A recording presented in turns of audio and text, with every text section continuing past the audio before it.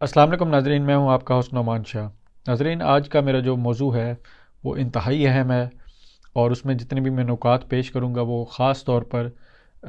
حکومتی عہدیداران، ریاست کے اعلیٰ عہدیداران ان کے لیے ہے، ہمارے علماء کرام ہیں ان کے لیے بہت اہم نکات ہیں یہ، اور جو ہمارے جوڈیشل سسٹم ہے، جو جوڈیشری ہے، ججز ہیں اور سینئر وکلاء ہیں، ان کے لیے قابل غور نکات میں آج کی اس ویڈیو میں پیش کروں گا۔ میری زیادہ تر ویڈیوز خاص طور پر ان لوگوں کے لیے ہوتی ہیں جو عملی طور پر کچھ کر سکتے ہیں، یعنی کہ ریاستی عہدیدار ہیں یا پاکستان میں سسٹم کا اہم حصہ ہیں۔ عوام کے لیے میں زیادہ تر ویڈیوز نہیں بناتا، اور الحمدللہ مجھے کوئی شوق بھی نہیں ہے کہ مجھے لائکس اور ویوز ملیں، جس کی وجہ سے میں ایسے موضوعات چنوں جن سے واہ واہ تو ہو جائے مگر عملی طور پہ کوئی سلوشن نہ ہو۔ تو سارے میں موضوعات ایسے بناتا ہوں، لہٰذا اگر آپ سنیں تو آپ ضرور آگے فارورڈ کریں، ان لوگوں تک بات پہنچنی چاہیے جو عملی طور پر ان باتوں پر کوئی ایکشن لے سکیں۔ ناظرین، اس موضوع کو شروع کرنے سے پہلے میں تاریخی حوالہ سے ایک واقعہ آپ لوگوں کو سنانا چاہتا ہوں جو کافی لوگوں نے پہلے بھی سن رکھا ہوگا، مگر اس واقعہ کی روشنی میں میں پھر اپنی بحث کو آگے بڑھاؤں گا۔ قاضی شریح بن حارث ایک بہت بڑے فقیہ اور قضاء کے عہدے پر کوفہ میں جج تھے۔ حضرت علی رضی اللہ تعالیٰ عنہ کے زمانہ تک رہے وہ۔ حضرت عمر بن خطاب کی خلافت میں بھی وہ جج تھے، حضرت عثمان بن عفان رضی اللہ تعالیٰ عنہ کی خلافت میں بھی وہ جج تھے،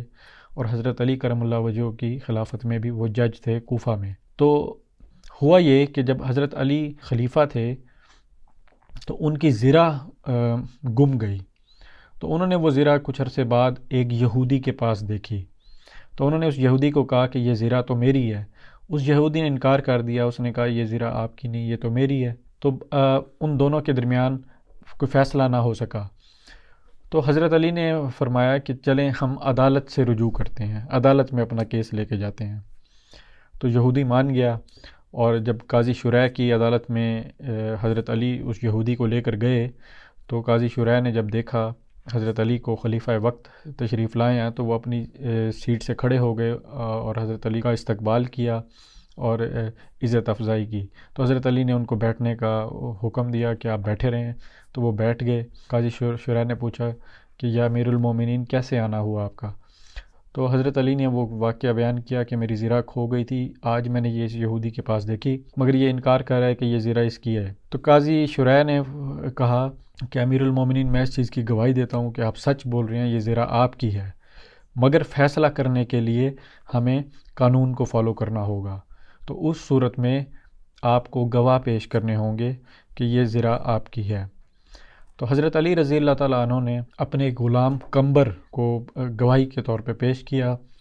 تو انہوں نے گواہی دی۔ تو پھر قاضی شریح نے کہا کہ دوسرے گواہ آپ کے کون ہیں؟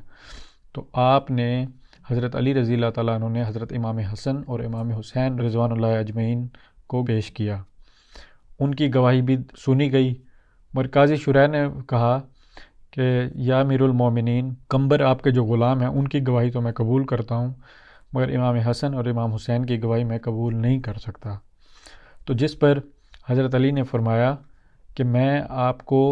وہ حدیث سناتا ہوں جس میں جو حضرت عمر بن خطاب سے روایت ہے،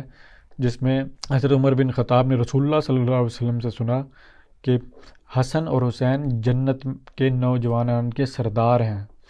تو قاضی شریح نے فرمایا کہ بے شک حق ہے، بے شک سچ ہے، میں اللہ کی قسم کھاتا ہوں کہ یہ بات سچ ہے، مگر قانونی طور پر باپ کے حق میں بیٹوں کی گواہی قبول نہیں ہے۔ تو جس پر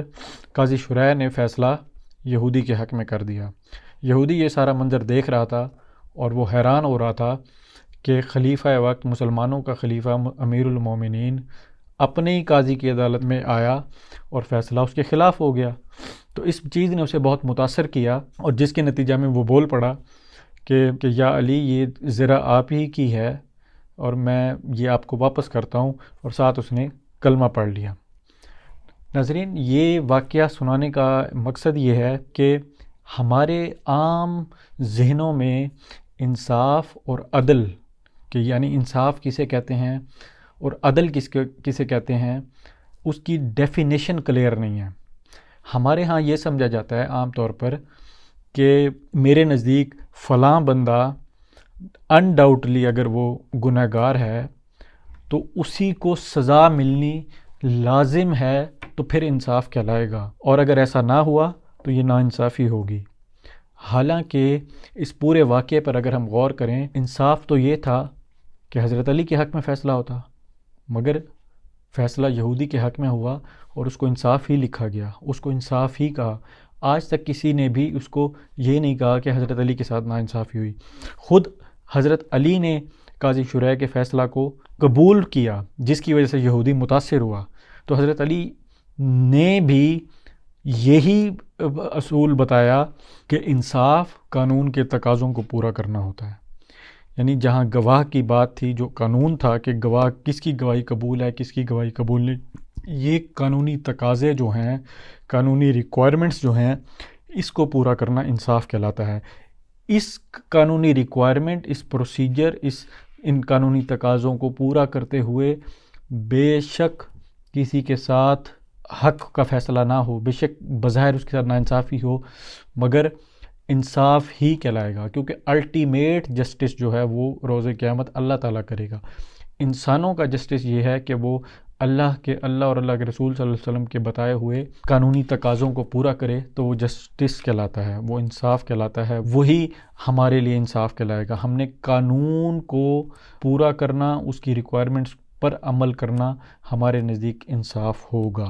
اور یہی ہمارا اصول، یعنی کہ یہی قانون ہے۔ جسٹس یہ نہیں ہے کہ ہر صورت میں گناہ گار کو سزا ملے اور ہر صورت میں بے گناہ بچ جائے، بے شک قانونی تقاضے پورے نہ ہوں۔ ہاں، اگر بے گناہ شخص کو سزا ہو گئی مگر قانونی تقاضے پورے کیے تو وہ بھی جسٹس کہلائے گا، اور اگر گناہ گار شخص بچ نکلا مگر قانونی تقاضے پورے کیے گئے، وہ بھی جسٹس کہلائے گا۔ تو جسٹس کیا ہے؟ قانونی تقاضوں کو پورا کرنا۔ اب میں اپنے نقطے کی طرف آتا ہوں آگے۔ ویڈیو تھوڑی سی لمبی ہو جائے گی، مگر آپ توجہ سے سنیں جو میں نکات آگے پیش کرنے جا رہا ہوں۔ ہمارے ہاں جتنے بھی اسلامی قوانین ہیں پاکستان میں بنے ہوئے ہیں، ہم سمجھتے ہیں کہ جو ہمارا سبسٹینشیل لا یا ابسٹریکٹ لا ہے، کہ حدود،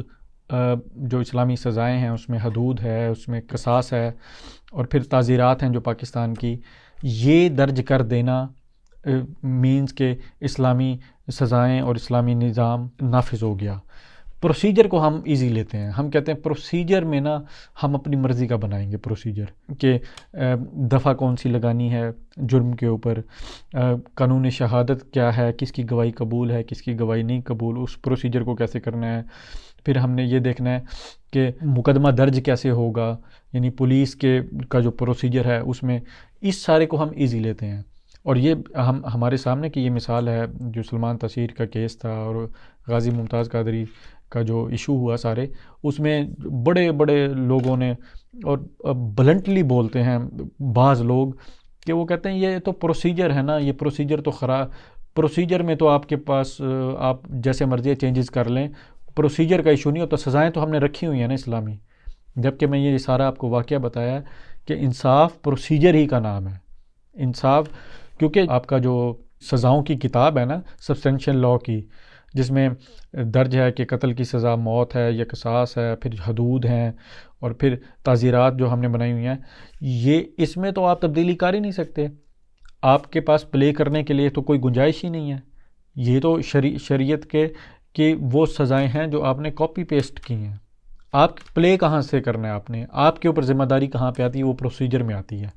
پروسیجر کو آپ ایزی لے رہے ہیں، پروسیجر میں آپ کہہ رہے ہیں کہ جیسے مرضی ہے بنا لو۔ اصل انصاف ہی پروسیجر ہے، اصل جو ہم کہیں گے نا جسٹس یا جو انصاف ہوا ہے وہ پروسیجر کا نام ہے۔ اب آپ دیکھ لیں کہ جتنے بھی ہمارے ہاں کیسز آئے، آسیہ کا کیس ہے، ممتاز قادری صاحب والا کیس ہے، پھر ہمارے ہاں جتنے 295C کے اور جتنے بھی کیسز ہیں، اس میں ہم کیا کہہ رہے ہیں؟ ہم کہہ رہے ہیں کہ سزا تو ہم نے رکھی ہوئی ہے نا 295C کے اوپر، اور پروسیجر میں بس بہت سارے مسئلے ہیں، اس کو ہم ذرا مزید ڈیفیکلٹ کر دیتے ہیں، اس کو ہم یعنی کہ ایس پی کی دیت میں مقدمہ درج ہو، یعنی کہ ہم اس کو مشکل کرنا چاہ رہے ہیں۔ وجوہات کیا بیان کر رہے ہیں؟ کہ غلط مقدمے درج ہوتے ہیں، یعنی پروسیجر کو ہم ڈیفیکلٹ کر رہے ہیں تاکہ جسٹس نہ ہو سکے۔ حالانکہ جسٹس یہ تھا کہ پروسیجر کو آسان اور اس کو کوئک کیا جائے۔ یعنی ہمارے جو عمران خان صاحب ہیں، جو تحریک انصاف کی حکومت ہے، انہوں نے ساری اپنی کیمپین ہی انصاف اور عدل کے نام پر چلائی. کتنے ایسے ریفارمز انہوں نے کی جسٹس سسٹم کے اندر کہ جو لگے کہ ہمیں انصاف کے تقاضے پورے ہو رہے ہیں. کوئی ایک ریفارم بھی نہیں کی، کوئی ایک فیصلہ بھی نہیں ہوا. عمران خان صاحب کو تقریروں میں تو یہ یاد تھا نا کہ justice delayed is justice denied, یہ تو یاد تھا انہیں. کیا وہ بھی جسٹس ہوگا جس میں شرعی تقاضے پورے نہ کیے گئے؟ آپ آسیہ کا کیس، لوگ تو یہ بحث میں جا رہے ہیں نا کہ آسیہ نے گستاخی کی یا نہیں کی. جو لوگ کہتے ہیں، مذہبی طبقات کہتے ہیں کہ اس نے کی کیونکہ پہلی عدالت سے فیصلہ ہو گیا تھا تو اس لیے وہ گستاخ ہے، اور دوسرے کہتے ہیں نہیں جی ادھر وہ پروسیجر میں مسئلہ تھا. اصل ساری کہانی ہی یہ ہے کہ وہ انصاف اس وقت تک نہیں کہلائے گا جب تک اس میں اسلامی تقاضے پورے نہیں کیے گئے. آپ وہ کیس کی پوری پروسیڈنگ اٹھا کے دیکھ لیں اور اسلام کا قانون شہادت دیکھ لیں. اب دیکھ لیں کہ گواہوں کے ساتھ کس طرح کویشچن ہو اور کون گواہ تھے اور کن بنیادوں پر وہ فیصلہ کیا گیا. غازی ممتاز قادری صاحب کا کیس دیکھ لیں، ایف آئی آر، کیا ان پر یہ ایف آئی آر بنتی تھی جو کاٹی گئی، اور جس مقدمہ میں ان کو پھانسی دی گئی، کیا یہ انصاف کہلائے گا؟ کیا پھر انصاف یہ ہے کہ دنیا میں کوئی بھی قانون چل رہا ہے، سزائیں اوپر کیا لکھی ہوئی ہیں اس سے ہٹ کے میں بات کروں، دنیا میں کوئی بھی پروسیجر چل رہا ہے، یورپ میں، امریکہ میں، انگلینڈ، جو ان سے ملک میں، افریقہ میں، جو ان سا بھی چل رہا ہے، ہر ملک میں اس کے انصاف کے تقاضے، پروسیجرل لا کو فالو کرنا جسٹس کہلائے گا؟ یا جسٹس صرف اور صرف اسلامی شرعی تقاضوں کو پورا کرنا جسٹس ہوگا؟ یہ سوال میں علماء پر چھوڑ رہا ہوں، یہ سوال میں اپنی جوڈیشری پر چھوڑ رہا ہوں، یہ ہمارے اعلیٰ عہدیداروں پر چھوڑ رہا ہوں کہ ہر وہ چیز جسٹس کہلائے گی جو، یعنی آپ نے پروسیجر کوئی بھی بنا دیا، بس اس کو فالو کرنا انصاف کہلائے گا؟ یا پروسیجر میں آپ نے یہ چیزیں دیکھنی ہے کہ شرعی تقاضے پورے کیے گئے کہ نہیں؟ خاص طور پہ قانون شہادت جو ہے ہمارا، اب ہمارے فیصلے لیٹ ہو رہے ہیں، ٹائم پہ نہیں ہوتے، یہ تو ہمیں سب کو پتہ ہے کہ یہ جسٹس نہیں ہے جی، یہ سب تقریروں میں بول جاتے ہیں، مگر کیا پروسیجر پر کوئی غور کر رہا ہے؟ پروسیجر تو جو اسلامی قوانین ہیں ان کو مشکل بنانے کی باتیں کرتے ہیں لوگ، تو وہ کیسے انصاف کہلائے گا؟ آپ خود سوچیں وہ کیسے انصاف ہوگا؟ پھر جو ہمارا اس میں ایک اہم نقطہ یہ بھی ہے کہ جو 295C کا جو مقدمہ ہے، اس میں پہلے بھی ایک ویڈیو میں بیان کر چکا ہوں، فرانس کے گستاخانہ خاکوں کے حوالے سے جو میں نے ویڈیو بنائی تھی، اس میں کہ رسول پاک صلی اللہ علیہ وسلم اور جو ہمارے جتنے بھی معززین ہیں ان کا لیگل کوئی سٹیٹس نہیں ہے ہماری ریاست کے اندر، یعنی کہ وہ میرے نبی ہیں ذاتی حیثیت میں، ہر پاکستانی کے ریاست میں ان کا کوئی سٹیٹس نہیں ہے، کوئی زیادہ آئینی طور پہ، قانونی طور پہ. تو ہوتا کیا ہے کہ مسلمانوں کے لیے تو وہ قابل احترام اور قابل ادب بن جاتے ہیں، اور پھر مسلمانوں کے اندر بھی جو ججز ہیں یا جو مقدمہ درج کر رہے ہیں، وہ ان کے اپنا ایمان کا لیول ہے، کسی کے نزدیک وہ گستاخی نہیں ہے، کسی کے نزدیک ہے. تو ہوتا کیا ہے کہ اس بندے پر چھوڑ دیا جاتا ہے جو فیصلہ کر رہا ہے نا، وہ پرکھتا ہے کہ یہ گستاخی ہے کہ نہیں ہے. حالانکہ ہمیں اس 295C کو اور آسان کرنا چاہیے، اور اس سے الٹیمیٹ جو گول ہے وہ ہے کہ رسول پاک صلی اللہ علیہ وسلم کی گستاخی نہ ہو، ہمارے معززین کی گستاخی نہ ہو، جو اہل ایمان کے نزدیک جو ہمارے ایمان کا حصہ ہیں جن کا ادب کرنا، ان کی گستاخی نہ ہو. تو اس کے لیے ہم اگر کیا کریں، ہم اسٹیٹ میں ان کو عہدے دے دیں، اعزازی عہدے، ہم اپنے آئین میں ان کو داخل کر دیں، یعنی ایک بک آف نوبلز بنا لیں ہم اپنی پاکستان کی، ایک آئینی طور پہ، ایک قانونی طور پہ ریاست کی ایک بک آف نوبلز ہو جس میں نام ہو کہ ان کے متعلق اس طرح کی گفتگو کرنا وہ گستاخی کے زمرے میں آئے گا. تو اس سے ہوگا یہ کہ ہر پاکستانی پر فرض ہو جائے گا، صرف مسلمان نہیں، ہر پاکستانی پہ، چاہے وہ ہندو ہے، عیسائی ہے، یہودی ہے، جو بھی ہے پاکستان میں رہتا ہے. تو اس سے یہ قانون زیادہ مؤثر ہو جائے گا، پھر لوگ نہیں کریں گے. پھر یہ جج کے اوپر بھی نہیں رہے گا کہ جج یہ سوچے کہ رسول پاک صلی اللہ علیہ وسلم سے اپنی جو عقیدت ہے نا اس بنیاد پر وہ فیصلہ کرے، وہ نہیں ہوگا. پھر وہ بک آف نوبلز میں جو پاکستان کا آئینی جو، اور ان کے پاس جیسے سیدھی سی بات ہے کہ ہمارا چیف جسٹس ہو یا چیف آف آرمی سٹاف ہو یا بڑے عہدیدار ہیں، ان کے حق کی عزت کا قانون ہے نا. تو جب یہ کیسز ان کے پاس لگتے ہیں تو اس میں یہ میک شور کیا جاتا ہے کہ جس نے حق کی عزت کیا، چاہے وہ جتنا بڑا بھی بندہ ہے، اس کو کوئی راہ نہ نکل بھاگنے کی. یعنی پروسیجر میں اتنی سختی کی جاتی ہے اس معاملہ میں کہ اس کو سزا ہر صورت میں دی جائے. ہم نے ابھی پیچھے دیکھا کہ 3 وزیر اعظم فارغ کیے گئے اسی حتک عزت کے قانون کے تحت، تو اس میں ان کو کسی قسم کی تعویل غلط کرنے کی گنجائش نہیں دی گئی۔ اب یہ بات کو سمجھیں، یہ جو میں جملے بول رہا ہوں، تو جب رسول پاک صلی اللہ علیہ وسلم کی ناموس اور عزت کا کیس ٹرائل ہوتا ہے، تو جہاں پہ آپ کا ایک سائڈ پہ چیف جسٹس ہے یا چیف آف آرمی سٹاف ہے یا کوئی بڑا عہدیدار ہے جس کی حد تک عزت کے لیے آپ ٹرائل کر رہے ہیں، تو یہ سمجھیں یہ ججز ہمارے، یہ میں ان کو احساس دلانا چاہتا ہوں، پولیس والوں کو احساس دلانا چاہتا ہوں جو یہ مقدمات درج کرتے ہیں، کہ اگر وہ کسی کو تھوڑی سی بھی ڈھیل دیتے ہیں یا رعایت دیتے ہیں، وہ سمجھیں کہ یہ رسول پاک صلی اللہ علیہ وسلم کا مقدمہ ہے آپ کی عدالت کے اندر جا رہا ہے، کہ رسول پاک صلی اللہ علیہ وسلم کی حد تک عزت اور ناموس کا مسئلہ، جس طرح آپ قانونی تقاضوں میں سختی برتتے ہیں اپنے پاکستانی عہدیداران کی حد تک عزت کے لیے، کہ تو پھر رسول اللہ صلی اللہ علیہ وسلم کے ناموس کا جب کیس عدالت میں لگتا ہے تو آپ کو کیا کرنا چاہیے، وہ آپ بہتر سمجھتے ہیں پھر۔ اس لیے میں کہہ رہا ہوں کہ اگر ریاست میں ان کو بک آف نوبلز یا کوئی عہدے دے دیے جائیں تو پھر